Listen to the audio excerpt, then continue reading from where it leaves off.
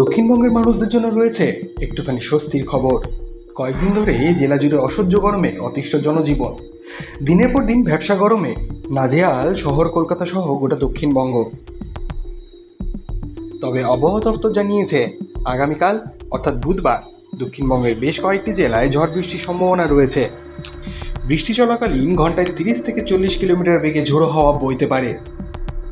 কলকাতা, হাওড়া, হুগলি, 2 চব্বিশ পরগনা, নদিয়া, বর্ধমান, মুর্শিদাবাদ ও বীরভূম এই সব জেলাগুলোতে বৃষ্টি হতে পারে বলে জানিয়েছে হাওয়া অফিস। এর ফলে তাপমাত্রা কিছুটা হ্রাস পেতে পারে, আর গরমের যন্ত্রণা মাঝেই মিলতে পারে খানিকটা স্বস্তি। এদিকে উত্তরবঙ্গে ইতিমধ্যে বর্ষা ঢুকে পড়েছে এবং কিছু কিছু জেলায় হালকা থেকে মাঝারি বৃষ্টিও হচ্ছে।